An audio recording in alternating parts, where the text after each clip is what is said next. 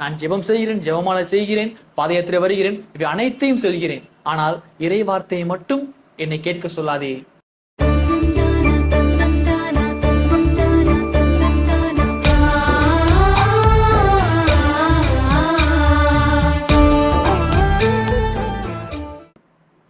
நிலை வாழ்வை பெற்றுக்கொள்ள நான் என்ன செய்ய வேண்டும் என்று கேட்ட ஒரு கேள்விக்கு இறைமகன் இயேசுவானவர் நல்ல சமாரியனாக வாழ், நல்ல சமாரியனாக வழிநட என்று கூறுகிறார்.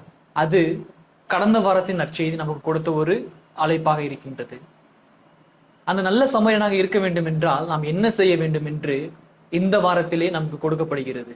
அதாவது நல்ல சமாரியனாக இருக்க வேண்டும் என்றால் நம்முடைய அன்பை, நம்முடைய செயல்களை இறைவனில் வேரூன்ற வேண்டும். இயேசு மார்த்தாவை பார்த்து கூறுகின்றார், மார்த்தா, நீ பலவற்றை பற்றி பதற்றப்படுகிறாய், கவலைப்படுகிறார். ஆனால் மரியாவோ நல்ல பங்கை தேர்ந்து கொண்டார் என்கிறார். அன்பார்ந்தவர்களே, இந்த மார்த்தாவை பார்க்கின்ற தருணத்திலே நம்முடைய பங்குகள் எல்லாம் திருவிழா வந்துட்டா போதும், ஒரு 4-5 பேர் அப்படியே பரபரப்பா பம்பரமா சுத்திக்கிட்டே இருப்பாங்க. அதை பண்ணணும், இதை பண்ணணும், அங்க போகணும், இங்க வரணும், இதை வாங்கணும்னு சொல்லிட்டு இருப்பாங்க. எதுக்கு அவங்களுக்கெல்லாம் போய்கிட்டு நம்முடைய வாழ்க்கையை எடுத்துக்கணும், நம்மளே எடுத்துக்கொள்வோமே.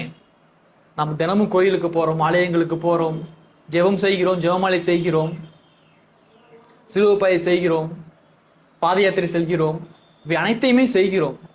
இது அனைத்துமே நம்மிடமிருந்து பெறப்படுகிறது. ஆனால் அதே சமயத்தில் நாம் ஏதாவது பெற வேண்டும் என்றால், இறைவனின் வார்த்தையை கேட்க வேண்டும் என்றால் அது கொஞ்சம் கடினமாகத்தான் இருக்கிறது. அன்பார்ந்தவர்களே, ஜெபம் செய்வது ஈஸி, ஜெப புத்தகங்களை படிப்பது ஈஸி. ஏனென்றால் அவற்றை எல்லாம் நாம் செய்கின்றோம். ஆனால் அந்த ஜெபத்தை செய்வதற்கும் இறைவார்த்தையை படிப்பதற்கும் நம்மால் முடிவதில்லை.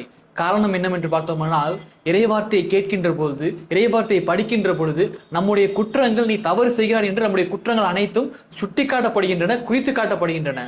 அதன் விளைவாகத்தான், அதற்கு பயந்துதான் நம்மிலே பலர் இறைவார்த்தையை படிப்பதில்லை, இறைவார்த்தைக்கு காது கொடுத்து கேட்பதில்லை. அன்பார்ந்தவர்களே, இப்படிதான் நம்முடைய வாழ்க்கையான அமைந்து கொண்டிருக்கிறது. ஆனால் இறைமகன் இயேசுவின் வாழ்க்கையை பார்த்தோமானால் அவர் இந்த விஷயத்துல ரொம்பவும் கவனமாக இருந்தாரு. 2 விஷயம்தான். இறைமகன் இயேசு கிறிஸ்துவானவர் தனது பணிவாழ்வை தொடங்கிய பிறகு அவரை நம்ம 2 இடத்துல தான் பார்க்கலாம். ஒண்ணு மலையில பார்க்கலாம், அப்படி இல்லைன்னா மக்கள் மத்தியில பார்க்கலாம்.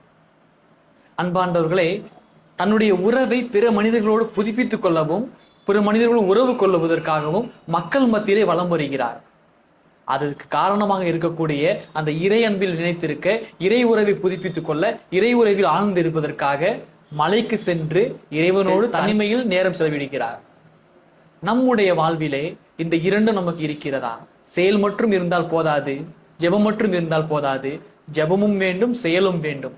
அப்பொழுதுதான் ஒரு மனிதன் வாழ்க்கையானது விரைவாக இருக்கக்கூடிய இந்த வாழ்விலே நிறைவான ஒன்றாக மாற முடியும். அன்பான நம்முடைய குடும்ப வாழ்வை எடுத்து பார்த்தோமானால் நமக்கு பலவிதமான தேவைகள் இருக்கின்றன. தேவை அதிகரிக்க வசதிகளும் ஏறிக்கொண்டிருக்கிறது. வசதிகள் ஏறிக்கொண்டிருக்க நம்முடைய பண தேவையானது அதுவும் அதிகரித்து கொண்டிருக்கிறது. அதனால நம்ம என்ன செய்யறோம்? பையன் இருக்கிறான், பொண்ணு இருக்கிறா, குடும்பம் இருக்குது, பெரிய குடும்பமா இருக்குது, அவங்களுக்கு நல்ல பெரிய இடத்துல படிக்க வைக்கணும், பெரிய இடத்துல எல்லாமே நல்லதா அவங்க செஞ்சு கொடுக்கணும் அப்படின்ற ஒரு உயரிய எண்ணத்துல தான் நம்ம எல்லா செயலும் செய்யறோம். ஆனா அதுக்காக நம்ம என்ன பண்றோம்னா, நம்முடைய நேரத்தை வீட்டுல செலவழிக்காம, நம்ம உறவுகளோடு செலவழிக்காம, பணம் தேவை என்று அவைகள் பின்னாடி நாம் அனைவரும் சென்று கொண்டிருக்கின்றோம். அதன் விளைவாக நமக்கும் நம்முடைய குடும்பத்தில் உள்ள உறவினர்களுக்கும் உற்றார் உறவினர்களுக்கும் இடைப்பட்ட அந்த உறவானது கொஞ்சம் விரிசலுடையதாக காணப்படுகின்றது. அப்படி இல்லை என்றால் ஒரு சில குடும்பங்களில் அந்த உறவானது இல்லாமல் இருக்கின்றது. இந்த வாரத்திலே நம்முடைய வாழ்க்கையை இறைவனுக்கு ஏற்றதாகபடி மாற்ற வேண்டுமாய் இறைவனின் வார்த்தையை கேட்பவர்களாக நம்முடைய வாழ்க்கையை மாற்றிக்கொள்வோம். இந்த இறைவனின் வார்த்தையை நாம் எப்படி கேட்பது, எப்படி நாம் அவருக்கு செவி கொடுப்பது? சற்று சிந்தித்து பார்த்தோமானால் நமக்கு 3 விதங்களிலே அந்த இறைவார்த்தைக்கு நம்மால் செவி கொடுக்க முடியும், இறைவார்த்தையை கேட்க முடியும். முதலாவதாக பார்த்தோமானால் பெற்றோர்கள், பெரியவர்களின் வாய் சொற்கள், அவர்கள் கூறுவது நமக்கு ஒரு இறைவார்த்தையாக வருகிறது, கடவுளின் கட்டளையாக வருகிறது. அடுத்தபடியாக பார்த்தோமானால் நம்முடைய கான்சியஸ், அதாவது